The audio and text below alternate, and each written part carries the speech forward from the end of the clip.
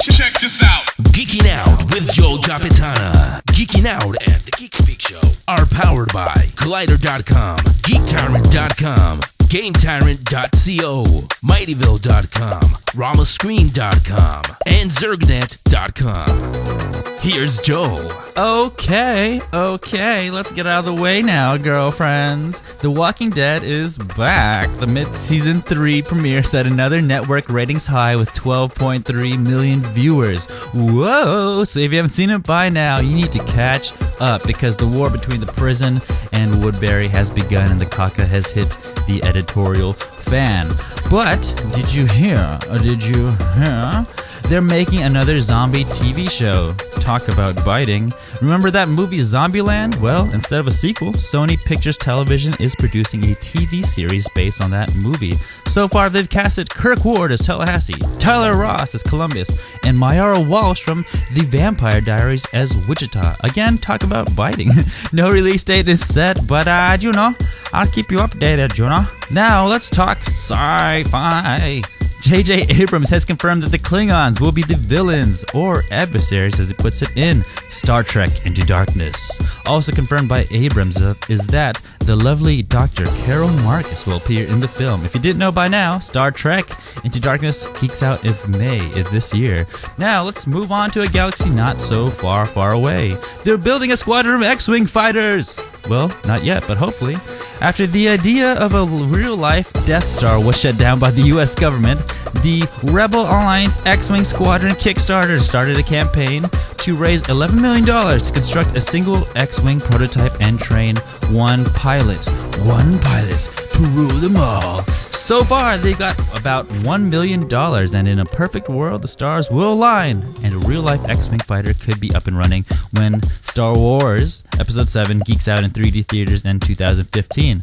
But hey, since we're talking 3D, guess which charming doctor is entering the third dimension? Who? I said guess. Who? Yes, that's right, Doctor Who. Cheerio. The BBC has finally officially confirmed that the future episodes of Doctor Who will be shown in 3D.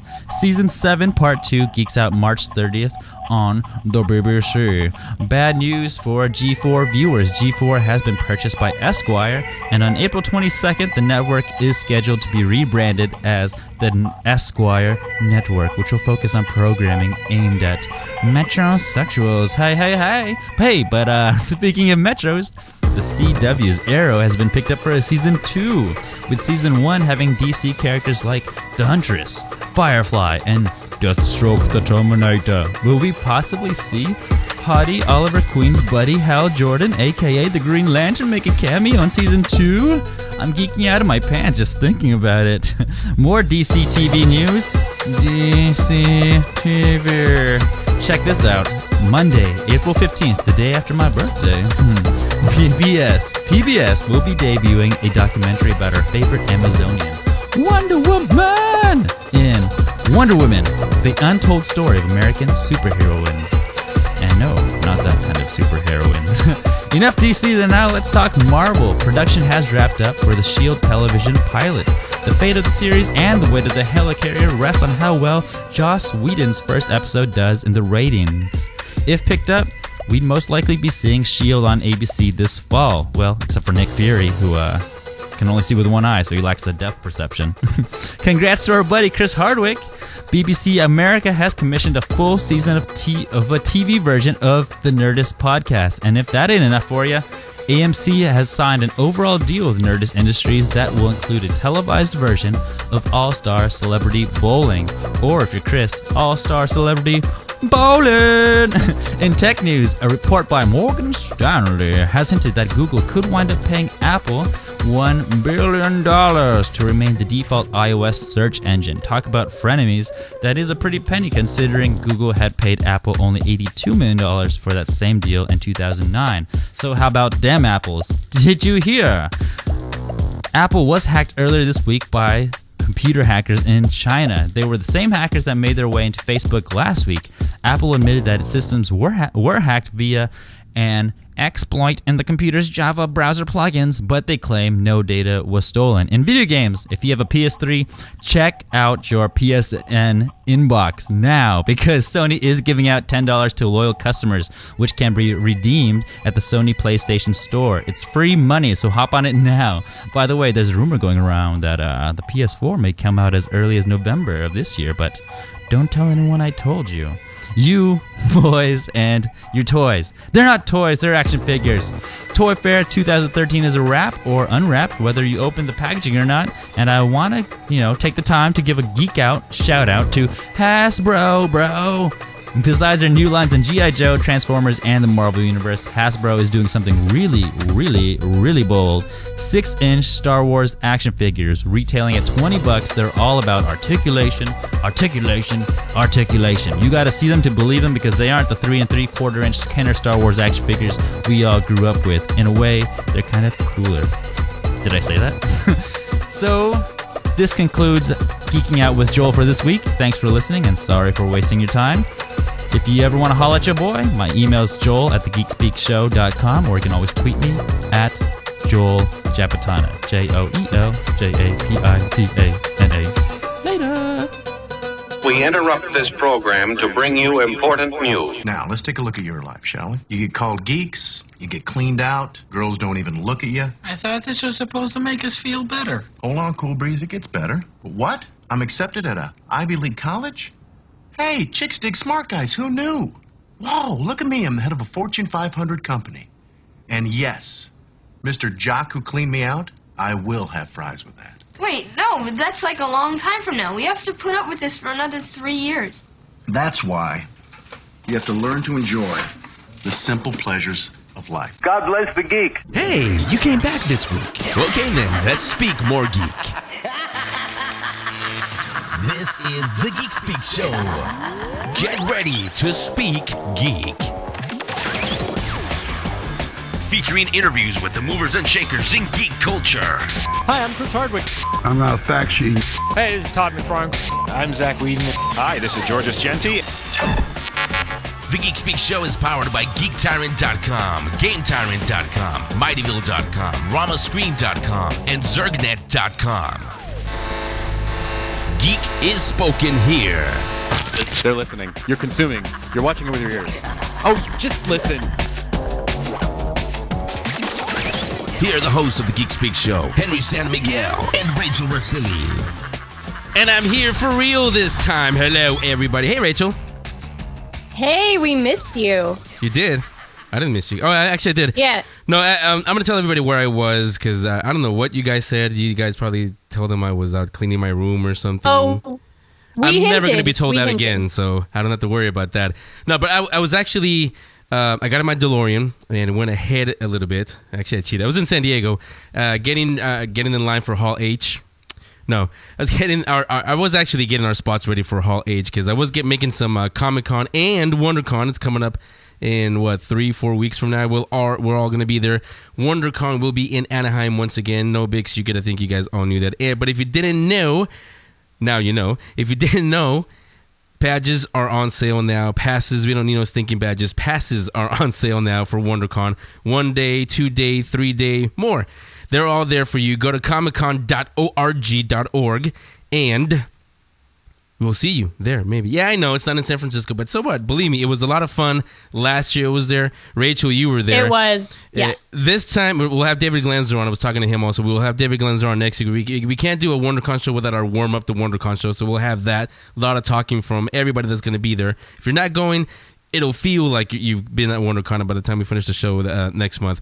But I believe they have the entire convention floor this time, so it'll be a mini Comic-Con, sort of. It'll be even better. Although Comic-Con is not so mini, but it should be fun. I believe, I can't confirm, although I do have some inside knowledge, but I believe we will have some people that are going into darkness there, and yes, we'll cover that for you.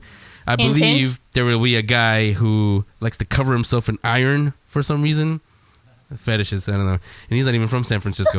But he will be there, and yes, we will cover it for you. Marvel will have a big presence again. I can't confirm that, so we will cover all of that. And no promises yet. We're working on it. They said a maybe. we may have some passes for all of you to go to WonderCon. But you gotta ride your bike there because we can't, or maybe you can ride with us, and you gotta get your own hotel. We can't do that for you, or take a tent and just pitch it outside, and there you go, ready to go. Hey, people do that. That's totally fine.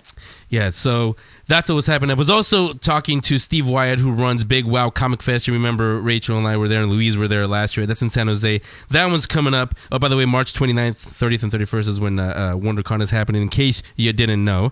Start making your plans now. Big Wow happens May 18th and 19th. Like always, here on the Geek Speak Show, and for geeks in general, May is always a big month. It will be even in 2015, especially. There's your Star Wars reference. It had to be there somewhere. But they unpurposefully released them in May since it's my birthday. Yeah, that's why. I know. There was a reason why. But May is Free Comic Book Day. It's all in our budget, free comics. And that day, also, that guy that likes to dress up in iron, he'll be in the big screens. Then later, we go into darkness. Jay's swooning because finally we get some Cumberbatch on a big, huge IMAX screen. And 18th and 19th, after you go into darkness, or before you go into darkness, or wherever you want to sit, after your 4th, 5th viewing of Into Darkness, you can also swing on by the San Jose Convention Center. Big Wow Comic Fest will be happening. And this time around, we will be... If you ever wondered what we look like, not physically, but what we look like when we're behind the mics and having fun, why we throw things at Joel, you can actually see us in action right there. We're going to be, not broadcasting, I guess you call it podcasting live, sort of, live to our computers from Big Wow Comic Fest. So you get to go out there and see Jay commentate on comics live in front of you, Joel geek out in front of you, Jay hit Joel in front of you, and it's Rachel. Quite a spectacular. Rachel will take out her lightsaber there in front of all of you. So that'll be happening May 18th and 19th. Be on the lookout for all that. So those were my couple weeks or however long I was out of here. What you guys do? Oh, we hung out. We, again, watched Joel and Jay fight. That was pretty cool. And, we were hoping you were putting together some special stuff for us. So we're excited that you're back. Out of all of that, what are you looking forward to the most, Rachel? Ooh, so I'm looking forward to the movies for sure. Seems how that's what we all know and love. And summer in general, convention season, all the new movies coming out.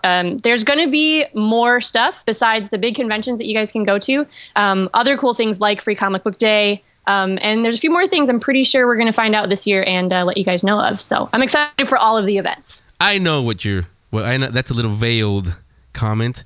That means we're finally going to find out what episode 7 is going to be called and what it's about. No, we're not. I can guarantee you, I promise you, we're not going to find out until maybe a week before release because it's a J.J. Abrams production. We never know anything. So while you were hiding in the basement there, making plans, you did hear You just about called Harrison me a geek. Ford. Oh, yes. but it's okay now. You did hear about Harrison Ford, I'm sure, right? Because yeah, I was very Ender's excited. Game. Uh-huh. Oh, you mean besides he's in Ender's Game? Oh, there's something else? Besides that. Indiana Jones 5 or 6 or whatever number they're on. And he's retiring this time. And there'll be no swinging through the vines with monkeys. Since I know you're wondering, I'm so excited. Yes, Harrison Ford, for everybody that does not know, is going to be in episode 7. Back as Han Solo. Well, wait. Is it confirmed? It is confirmed. Trust me. I researched it. No, you got to say it like Harrison Ford. Hey, it's me. Trust me. Actually, yes. On Geek Tyrant, there is a report this morning. I saw it. It's a rumor, though. File it on the rumor that Mark Hamill and Carrie Fisher are, quote unquote, in talks to return. So, remember when I said that, like when they first announced they were doing episode 7? Remember when I said that I would want nothing else but the originals to play them? I did listen to you guys. It was Jay, actually. I heard you when you said you wanted Ryan Gosling as Han Solo.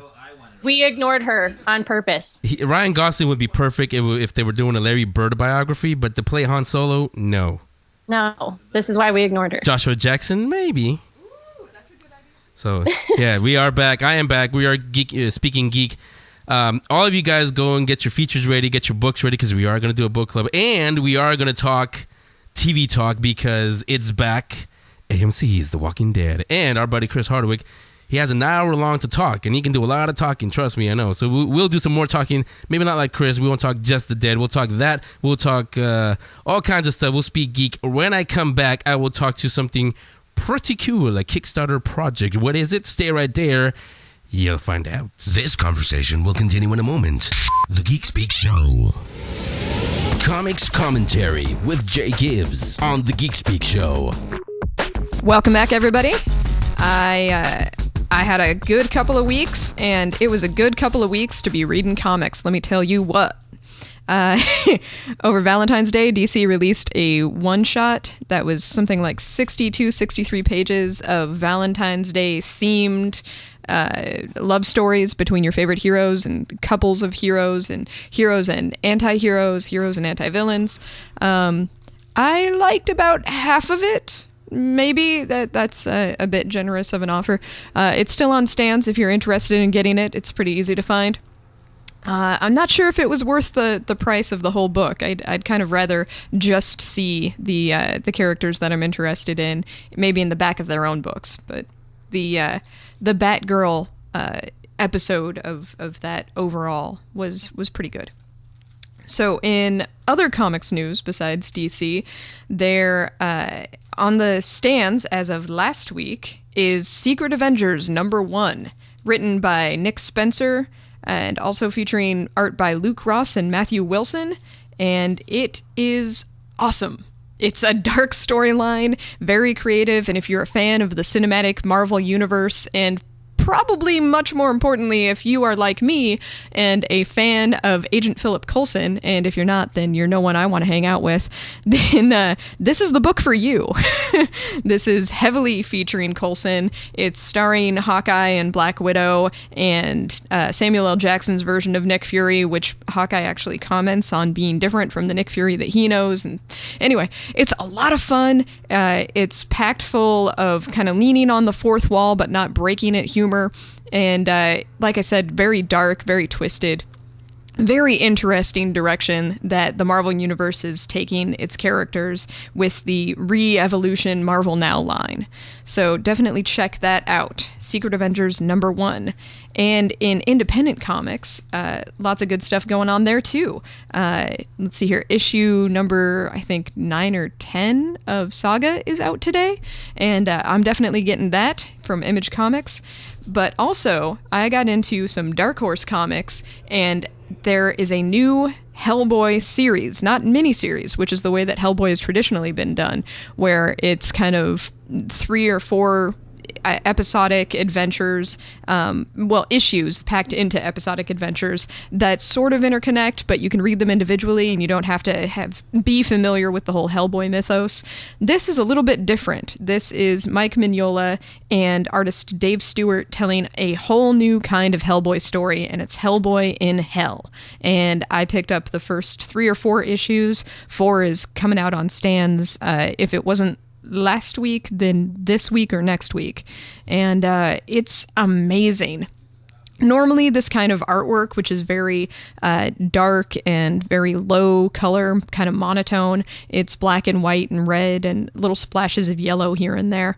And the shadowing and shading is very heavy and the lines are very thick. That kind of blocky artwork would normally bother me in any other story, but it works so well, and the writing is so passionate, and it is involving all kinds of literary references from everything from Alice in Wonderland to Dante's Inferno and lots of stuff in between. There's references to the Bible, and oh man, it's intense and it's awesome, and there are new characters and characters that you already love, and please support Hellboy, because I really want there to be a 3rd movie. I know it's probably not ever going to happen, but if I had my little way, and if there was a Hellboy 3 in theaters sometime, let's say maybe in 2015, 2016 in that arena, then I would definitely want it to be Hellboy in Hell. So that just about does it. Come on back next week, because Wednesday is New Comic Book Day, and I'll see you then. Okay, let's continue speaking geek on The Geek Speak Show. And we are going to do just that. The rest of the gang is out getting their books ready or getting their features ready. You'll hear those in just a few minutes. Stay right there. But in the meantime, let me welcome our first guest to the show, Mike McCubbins. He is the writer of the Book of Da. It's a sci-fi fantasy graphic novel. Also happens to be a pretty cool, pretty awesome Kickstarter project coming to the end of, it's going to end on Friday, March 1st. You guys can get involved. It's up in our link section. You can go on there. But before you do, listen to Mike. Let's welcome him. Mike, welcome to the Geek Speak Show. Hey, thanks, Henry. Thanks for having me. Thanks for coming on, Mike. So usually I tell people what our guest is about, what they're doing, but since you're here and you're the writer, go ahead and tell us all about the Book of Da. Okay. That's a graphic novel. It's black and white. The story is about a deep sea diver. He has a run-in with a sort of demigod called Da, and Da controls the emotions of all the fish and the undersea creatures, and since he is a deep sea diver, in that environment, he has to kind of struggle with what happens when he pisses off the whole of the undersea environment. Yeah, not quite the Little Mermaid. This is what would happen if they really got kind of Little Mermaid, but yeah, a little darker than that though.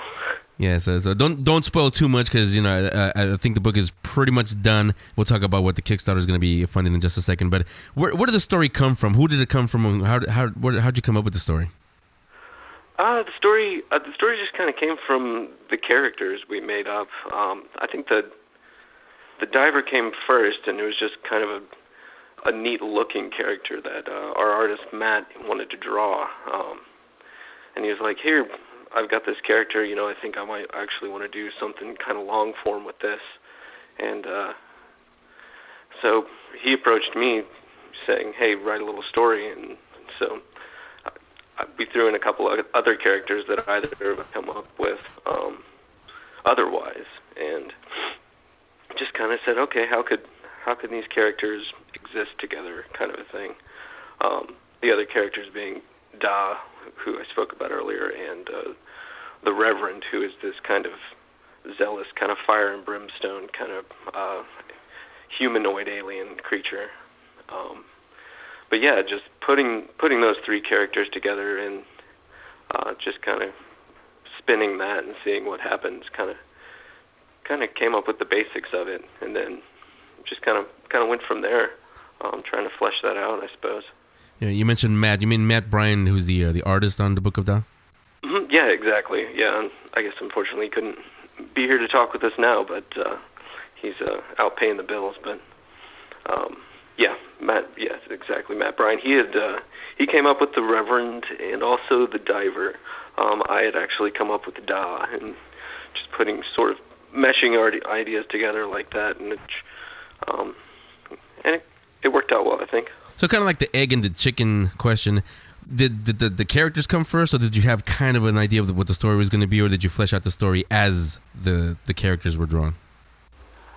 No, it was really a case of the characters came first, and we already had these characters that we thought were visually arresting, so we're like, well, let's see what we can do with these, and we sat down and came up with the basics of it. But no, for sure it was after we had already drawn out the characters and kind of had a feel for who these characters were anyway. Yeah, we're talking to Mike McCubbins. He's the writer of the Book of Da, sci-fi fantasy graphic novel Kickstarter project coming on into its final week. Ends on Friday, March 1st. You guys can go to our link section if you want to get involved. You're hearing just a little bit about the story, where it came from. Now, with you and Matt, when did you guys actually start work on the book? It's completed now, right? Mm-hmm. Yeah, it is complete. It's been quite a while. We first started talking about it, getting started on it, probably at least 2 years ago, maybe a little bit longer than that. But yeah, we just started slowly. We would here and there, maybe once every week or two, we get together, storyboard several pages, hand them off to Matt. Matt would ink them, and we would just kind of take it piece by piece until we got finished up with it. But yeah, I after we had come up with the idea, I wrote a sort of a treatment for it, a little script and some dialogue, and then yeah, slowly but surely over the period of a couple of years, we got it put together and decided, well, this is the format we want. We want it specifically like this in this, this hardcover edition and everything. So, let's make a Kickstarter and try and see where we can take it. Yeah, and like you mentioned, it is completed. So a few people may have paused and say, well, wait a minute. So then why am I going to support them? So what is the Kickstarter campaign going to be funding exactly? Sure. It's the book itself is, unlike, say, like print-on-demand stuff, when you're doing like a hardcover with an imprinted, like stamped image, you have to do more than just a small run. You have to do a larger run to make it worth it, really. So at our low sort of quote on this, we had to go at least a few $1,000s. At this point on Kickstarter, we've surpassed that, and we're gonna have to print a lot more books than we originally intended to. But so yeah, there's kind of a threshold when you're printing books like this. You have to meet a certain volume before you're going to get any breaks, or even get the printer to print them for you. Right. But yeah, it's that, and we've got several different little posters and postcards and stuff like that. The money will go to pay for that, and if we have anything left over, hopefully we can try to use it to take the book on the road, go to some cons, kind of a thing. Yeah, I'm assuming those posters are part of them, but like any good Kickstarter campaign, it's only as good as the incentives. So what are the incentives for supporting the Book of Da? What are the incentives? Is that what you're asking? Yeah. The incentives are mostly poster art. We've got some 12 by 18 posters, some like 6 by 4 postcards. It's all pretty much stuff that I would take Matt's art just like straight out of the book, and jazz it up, color it, or colorize it in a way to try to make an appealing poster out of it. Though we have, since we started the campaign, we've instituted a few things that we hadn't otherwise thought of. At the point when you've kind of, like when you get to the point where it's like, well, we wanted this much, but we've gone so far beyond that. Maybe it's time to start thinking about coming up with a few extras. And so, sort of midstream, we came up with a few other things, and we came up with a larger, kind of fancier poster that kind of chronicles all the different little creatures that we have in the book. And it seems like people are getting a little bit excited about that, so that's nice. Yeah, so I guess you can think of these like bonus features on a DVD? Yeah, for sure. It's just something a little more to flesh out, the experience. Hopefully if you're sitting down, you've got the book in your hand, kind of a thing, and you're enjoying it. Oh, I've got this nice poster. I've got this cool little index to, it's just geek stuff, really. Yeah, and it's Mike McCubbins, by the way. He's the writer of the Book of Da Kickstarter project. You guys can go to our link section if you want to get involved. And before we let you go, Mike, you got to tell him it's not just any book. There's something special about the way the book looks and feels also. So describe what the book's going to look like and feel like. Sure, yeah. It's cloth bound and it's gold foil stamped. So it's gonna have the look and feel of like an antique book or like a religious book, which is sort of mirrors sort of the content of the book. Book of Da is not only the book you're holding in your hand, but it's also a book which is within the story, sort of a thing. So we wanted to have a little kind of make it kind of a little artifact or something a little more than you might see with like just a paperback comic book. Kind of fancy it up a little bit, make it more of an experience. Yeah, so the story's pretty cool. The book itself is pretty cool. So after you finish reading it, this is definitely something you want to put on your coffee table and show off to your friends. Again, it's called The Book of Da. Mike McCubbins is the writer, Matt Bryant the artist. It's coming. How soon do you expect it to be out, available to the public? We put May on our Kickstarter, and I think that's probably realistic at this point. We're for the book itself, we're expecting May to get it in our backers' hands. Beyond that, you're talking about distributing or what have you, we'll have to see with that. But yeah, should be in our hands and in our backers' hands sometime in May. Yeah, so be one of those backers. Jump on our link section. Get on board the Book of Da. Thanks, Mike. You're welcome back anytime. We wish you nothing but success. Cool. Thanks, Henry. All right. Thanks, Mike. This conversation will continue in a moment. The Geek Speak Show. The stories behind the stories with Mark Arnold, exclusively on The Geek Speak Show. And yes, this is historian Mark Arnold with another installment of the Stories Behind the Stories. And today we're interviewing Andrew Farago. And Andrew is the curator of the Cartoon Art Museum in San Francisco. He's also written a book called The Looney Tunes Treasury. Includes amazing interactive treasures from the Warner Brothers vault. I think that's a mouthful. And he's written for Marvel Comics, the Comics Journal, and Animation World Network. So welcome to the show, Andrew, and tell me a bit about yourself and how you got involved with the Cartoon Art Museum, and a little about the history of the museum as well. Okay. Let's see. I moved out to San Francisco with a friend of mine in 2000, and was, really looking for some way to get involved with the community, meet people who had my interests, and fortunately I discovered the existence of the Cartoon Art Museum, and I started volunteering that summer, and they haven't been able to get rid of me, try as they might. What steps does it usually take to get a show together? I mean, I'm sure some shows are easier than others, but tell me typically how you put a show together. Oh, I wish there were a typical. Some shows are years in the making. So right now we are, next week I'm actually installing a Chuck Jones Centennial exhibition. And that's been a few years in the making. That's us talking to the Chuck Jones Center for Creativity, and I'm working along with his grandson and his daughter, and so we've got a whole organization helping us out on that one. And other shows, that one took quite a while to come together. Other shows, it's a lot of pestering and wheedling and wheeling and dealing and cajoling and last minute panic, and it's a combination. So some come practically hand delivered, with a nice bow on top, and others, I'm surprised I don't have a head full of white hair as a result. So during the calendar year of 2013, what are the current shows running, and then what are the ones that, besides Chuck Jones, obviously you just mentioned, that are planned over the next year? Okay, Chuck Jones is going up right now.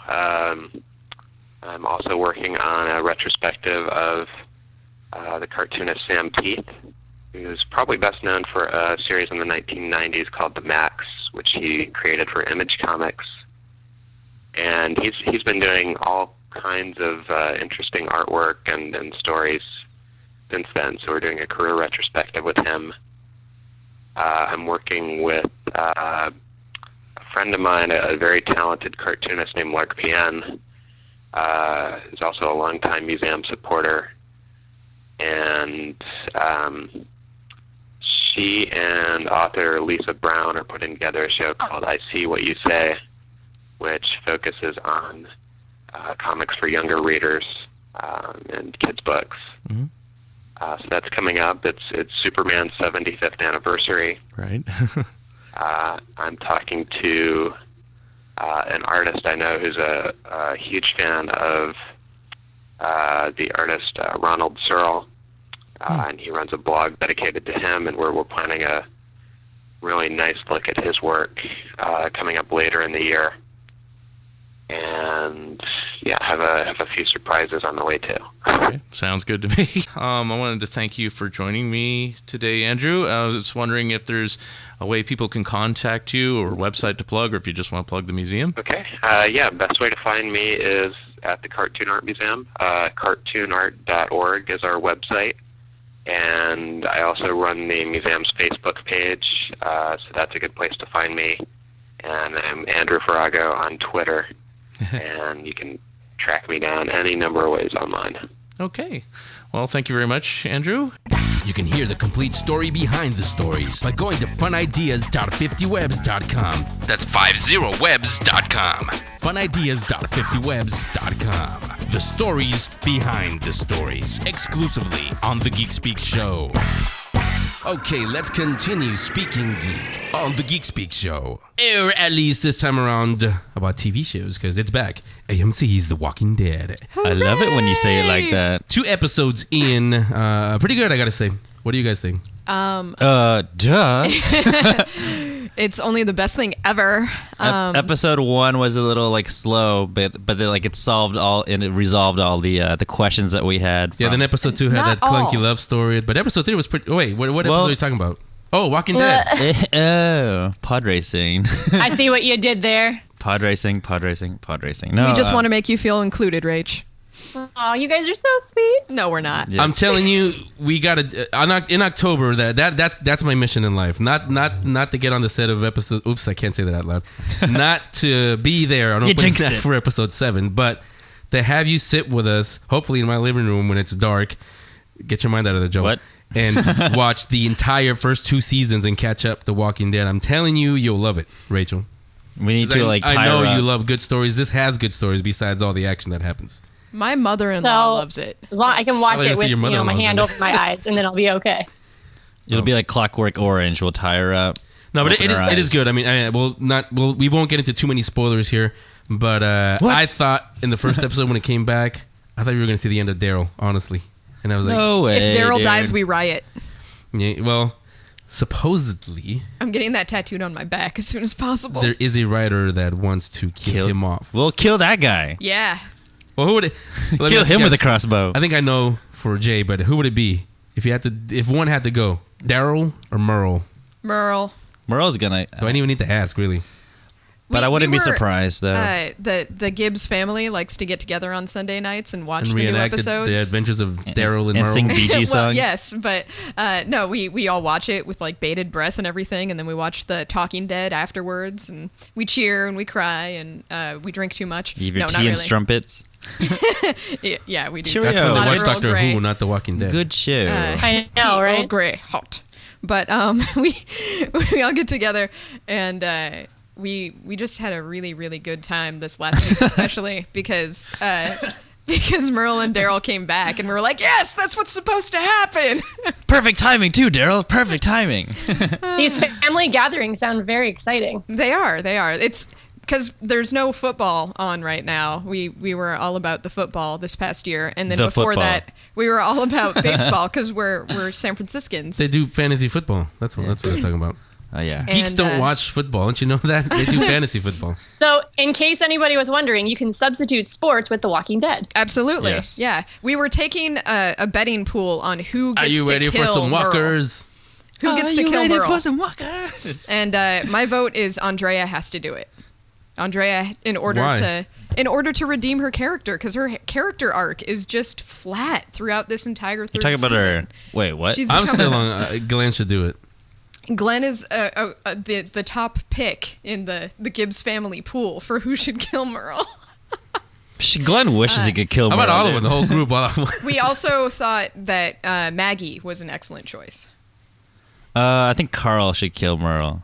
I do. And then I think Carl because he's a killing kill machine himself. No, I was kidding. I love Carl. Not Carl, because it looks like he missed, because we do see Lori again. He's like, wait, didn't he... But yeah, we'll stop there because we don't know what's going on. But Rachel, you have a guilty pleasure, a new guilty pleasure on Sunday nights that actually my wife and I used to watch. It's not guilty though. It's awesome. It's Once Upon a Time. There are tons of people that told me how amazing it was, and I didn't have time to watch it. And so I caught up over the last couple of weeks with season 1 and where we're at now to season 2. And oh my God, I love this show. So I'm watching that on Sunday. This show is a lot like Grimm. They're both based on fairy tales, but the spins that they put on them makes it for us, for grown-ups, and especially for us, for geeks. Well, and it's a lot of times when people do spins on original stories or whatever, we end up hating them, right? And that's just generally what happens in geek culture. She's talking about me. But Once David Upon Lee, a Time, one of the two. Well, yeah, or them. But the way that they do these spins are really good. And every time I'm like pleasantly surprised and like, oh, I see what you did there. I like that.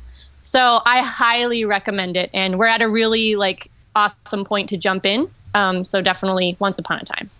And friend of the show, Rafael Sabarge, who's on it, but Sabaro. Yeah, he likes that actually. We talked about that on the show, but he came on last year right around WonderCon time, so he's on that show. Support him. It is a pretty good show. It is fun. So that's what is happening. Nothing else. Oh, Arrow is back also. I believe. Oh yeah. Wednesday tonight. Our DC expert over here. our WB expert. Hottie McHotties. We're gearing up to the end of Clone Wars, and there's some pretty awesome stuff happening with Ahsoka. So you guys should be interested and check it out. Let me ask you this, as an old producer of ours used to say. Acts are good. Does she need to go? Because she's nowhere in the movies. So where'd she go? Well, that's the point. So we all know eventually she's either got to die or get exiled to Dagobah or something. But there's also a lot of other characters that have shown up within the seasons that we know they have to go as well. And just in the last few episodes, spoiler alert, they've started dying. So... I know. So there's it's amazing, and there's all kinds of crazy stuff happening. And right now, Ahsoka is the focal point. So yes. So that is what is going on as far as TV goes. What's missing? Revolution's not back yet, to Rachel's chagrin. The power went off, so we can't watch it. Actually, speaking of CW and geek girl fanaticism, Supernatural has been confirmed to be coming back in the fall for a 9th season. Supernatural, and they might do a 10th. It's kind of like Angel, when that show was on. I didn't know anybody that watched it, but it stayed on for seemed like 20 years, almost as long as some shows are like that, man. Some shows are just like that. Was it? Yeah. Okay, it's not have them Serenity all. or anything. How is the Price is Right still on? What's the Price? There's just some questions that can't be answered. I know. Like, what did Joel just talk about? So that's what's going on. Bob Barker's some of our TV father, shows are Joel. slowly going to come back. Falling Skies is going to come back, I believe, next month, I want to say, somewhere around there, on TNT. So we'll talk about those. The Neighbors is back. That's the comedies on Wednesday. It's right up our alley. Aliens trying to hide in a funny way. Trying to pass off as human. There's that new show, The Americans. Did you check that out? The American? No, not really. I wanted to ask you guys this. Have you all seen King of the Nerds? Yes. Talk about Henry? Yes. No, the show King of Nerds. Can we talk about that a little bit? Is it like King of Queens? I can't decide if it's a great idea or a horrible idea. Is it making fun of nerds? See that calendar behind you? Yeah. Our friend Yaya Han, she was on one of the first episodes. No way. We also talked to the hosts when we were at New York Comic Con. From NYCC, so Rachel talked to them. Small world, small. So we endorse King of Nerds. It's a nerd world. We do. All. We do. All right, confirmed. Go watch it. So maybe remember Rachel talked to them and they said they are looking for contestants. No. American Idol. Or what? Why would you not want to be on there? It would be hilarious and so much fun. Because I'm a child of the 90s, and I remember a show on Comedy Central back when they were still funny called Beat the Geeks, and I wanted to be on that show. That was my show. But it didn't mean physically, though. I mean, never mind. So that's what's going on TV talk-wise. We will talk the shows when they start slowly rolling back like everybody else. They're still hungover from New Year's. So we'll do that. Right now, let's talk movies. Let's get Louise in here. She has a pretty cool one, actually. She always does. Geek Movie Rewind. Here it is. And then we'll come back and talk books. Books? Don't hide, Joel. What's a book? Geek Movie Rewind. Geek Movie Rewind. The movies that made you a geek. Except for the part where you didn't see them. Here's the Geek Speak Show's resident movie geek, Louise Ducray. Hey guys, Louise here, welcoming you to this week's Movie Rewind. Now, it has come to my attention that a huge cross-section of you have not seen one of the most perfect films of our time, 2004's Shaun of the Dead. You guys, this film is fantastic, and you need to go watch it right now, and then watch it again. It's about a man trying to sort his life out and win his girlfriend back. See, Sean's life is rather in a shambles. See what I did there? Sean and his girlfriend Liz have been in a rut. Liz is waiting for Sean to do something, to follow through on his promises, or even to give her some quality alone time without his best friend Ed tagging along. And Sean lacks the initiative to get up off the couch, make something of his life, to remember to book a table for dinner, or even bother to go round his mum's. Then, in a time-honored romantic comedy plot device, the dead start to rise and feed on the living. And nothing like a zombie epidemic to get out of a rut, I always say. Shaun of the Dead is the first feature film written by Simon Pegg and Edgar Wright, directed by Edgar Wright, and starring Simon Pegg and Nick Frost. These guys all worked together previously on a little show called Spaced at the turn of the century. In recent times, Edgar Wright directed Scott Pilgrim vs. the World, and Simon Pegg you'll probably know as the new Scotty in Star Trek. Wright is one of the most enjoyable pop culture directors of our time. Pegg and Frost are comic geniuses who elevate nearly everything they're in, and when they get together, it is really something special. If you like Pitch Perfect comedy gold anyway. Shaun of the Dead is the first in a trio of Wright, Pegg, Frost films now called the Three Flavors Cornetto Trilogy. The second is 2007's Hot Fuzz, which is another perfect film that you must see. And if you've seen that one, but just haven't gotten around to seeing Shaun yet, you're in luck. The inside jokes and references work in both directions. But you have to make sure you see both of them so you'll be all set to see The World's End in October, okay? What's great about Shaun of the Dead is how true to its generation it is. Shaun does the same thing every day. Walks the same route to the shop, gets the same junk, takes the same bus to work. He's so numb to the monotony of living, he doesn't even notice when things start to go wrong. There's a great scene where Shaun and Ed turn on the TV and flip past every channel reporting on the current zombie apocalypse, just looking for something interesting. They're vacant-eyed, bored people who don't appreciate what they have, believe they deserve something more, but aren't willing to do any work to get it. However, and this is important, these guys are great at making their characters likable, even when they're running pretty low on redeeming qualities, because you can see where they're coming from. I'd say this is due both to the great writing and to the universal relatability of the cast. We all want to be the hero of our own epic story, but we all know we're not perfect, and nothing important is probably ever going to happen to us, is it? Shaun is a slacker who lets his loved ones down over and over. But you like him, you get it. Ed is kind of a thick-headed oaf who says the wrong thing all the time, but everybody's been a bit of an Ed before, and everybody wants a Nick Frost for their best friend.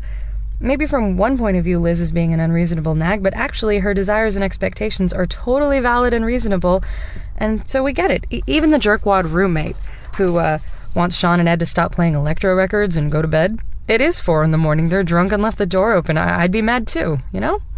Now, speaking of the cast, besides the main players, this film has got a wealth of cameos so fantastic I don't even want to spoil them for you. But Dylan Moran of Black Books co-stars, and Doctor Who fans will recognize Harriet Jones, Prime Minister, as Shaun's mum. Something I appreciate about Shaun of the Dead is that it's told entirely from the point of view of some random common folks. There's no scientist character, no cutaways to military strategizing or exposition. It's just sort of happening, and they're trying to get through it as best they can, which, you know, is how this sort of situation would go down for most of us. There are some pretty choice references to other classic films, Night of the Living Dead, Dawn of the Dead, 28 Days Later, and a great running gag of nobody in the world of the film wanting anyone to say the word zombie. Once you love this movie, it will never get old. It is hilarious, it is oddly touching, and it is just excellent. I mean, I think every second of this film is actually perfect. I've quite honestly watched it, grabbed a snack, and then started it over from the beginning to watch it again. Some films drag at the beginning, but then pick up, so it's okay to maybe sort out your snacks and do some stuff before you settle in. And some films are great right out of the gate, but then start to drag, so you know you've seen the first 40 minutes like a zillion times, but you're always asleep by the end credits. Like The Sound of Music. Shaun of the Dead is just stellar all the way through, and the opening scenes especially benefit from multiple viewings. I could go on and on about Shaun of the Dead, and trust me, I have, and I do. But for now, that's it for me. Please send your best zombie apocalypse tips to Louise at thegeekspeakshow.com. That's the Geek Movie Rewind. Agree? Disagree? Send your comments or suggestions to Louise at thegeekspeakshow.com. It's time for the Geek Speak Show Book Club. Our books or graphic novels. Tell us what your favorites are. Books at thegeekspeakshow.com. So Joel's didn't read again. It's my favorite part of the show. Graphic novel or poster that he read is... No, we're going to start with... Who wants to go first, actually, this time around? Let me just start it off and get it out of the way, because everyone keeps looking at me. Joel's for this week, my book's choice. Well, I think that has to do with the little thing on your nose. Never mind. Go ahead. Ooh. My book this week is Apocalypse Z. It's an actual book, and it's the beginning. Wait a minute. There's no pictures or nothing. Is Max Brooks going to sue somebody? This is the Max Brooks one. This is by a Spanish writer named Manuel Lorero. And this one is about... What is it called? Apocalypse Z. Apocalypto Zeta. Apocalypto Z. The beginning of the end. So this one's kind of like, it's a little different. It's a spin on the zombie genre because it's written in journal form. It's about a guy who he's a former lawyer, and he's grieving the death of his young wife. So he writes his therapy, and then his journal entries kind of just show that, you know, a zombie apocalypse was happening. It's kind of cool. It's a story about him and his cat as they survive the zombie apocalypse, which kind of started as a what everyone thought was like a terrorist attack in Russia, but it started to like kind of spreading throughout Europe, and then he kind of got a bad feeling about it, went to the mountains with his cat. And hey, Max, I know he listens to the show, Max Brooks. Give me a call. I got a good lawyer. Remember, I blocked the Bay Bridge and got away with it. So if you want to sue someone, sue Manel. Who else has an original book? Original book? Well, let's see here. Chuck Palahniuk, one of my favorites of all time, has recently re-released the first novel he ever wrote, but he's released an extended edition of it. And in a very Tarantino fashion. That's George Lucas fashion. You go back and redo your thing. Yeah. In a very Quentin Tarantino-esque way. He's taken all of the chapters and kind of mixed them up. Like he threw the script up in the air and lost part of it. And then added a bunch of it in. So now it's a non-linear story. And it's Invisible Monsters, the Remix Edition. You can also read the original Invisible Monsters, which I have read many times and am kind of obsessed with. And it's a story about identity and what it means to kind of find who you are, and about how life is about the journey and not the destination. And it's kind of a road trip story between three friends where they pretend to be shopping for a new home, but they actually break in and steal prescription drugs. Should we do drugs when we read this book? No, because then it will make no sense. You have to be very, very sober to get this book. It will make you smarter. It'll make you a better person. And at least the original edition has the most like heartbreaking work of staggering genius, happy ending I have ever read, especially for such a cynical, horrible book. Like, it's well written, and you feel for the characters, but you really don't want to feel for the characters. So that's kind of my pick of the week. I've never really heard of remixing a book, but I'm very intrigued by this idea. Yeah, leave it to Chuck. Yeah, you know, Awesome. you just shuffle the pages and then publish it. Rachel, what you got? Okay, so mine is in honor of the two spin-offs, of course, the Han movie and the Boba movie. And, of course, since we were just talking about Harrison Ford, it is Tales of the Bounty Hunters. This is Kevin Anderson, and it gives you kind of the stories on all of your favorites, on Boba, on Dengar, on IG-88, on Bosk. It's got everybody in there, and seeing how we're going in this direction with all the new movies, you guys should catch up on it. You should know what's going on and what happened, or some of the references that might be made in some of these movies. So it's amazing. It has stories about all of them. They're chasing Han. Vader hires them. Everybody's in there, and it's really, really good. One of my favorites out of all of them. So Tales of the Bounty Hunters, you need to know. And mine, I actually got a chance to read a couple of books, but one that I really like, I really enjoyed, read it a couple of times, is right in front of me. It's The Shatner Rules, written by William Shatner with help from Chris Regan. It's pretty good. I got to say, though, Joel, you'll like this. There is the audio version read by William Shatner. That one is even funnier than this. He does add some more things that are in the book. He does cover some ad-lib. The feud between Oh My and Mr. Shatner here. So he does get into that a little bit more in detail in the audio version of this thing. So it's called Shatner Rules. It's not an autobiography. It talks about he wrote this when he turned 80, and he said, when you get to 80, he's 80 now. You don't. Yeah. He's going to be 82 actually. 82 almost. But he said when you get to 80, you're pretty much almost at the final frontier. You don't have a lot of time left here, and he's changed a lot the way he is and then the way he sees Star Trek, which is why he did a documentary that he still promised to come on and talk about. And so you guys will hear from the shed probably at WonderCon, because and I have my sources told me he's going to be there also for something. So we may have him there.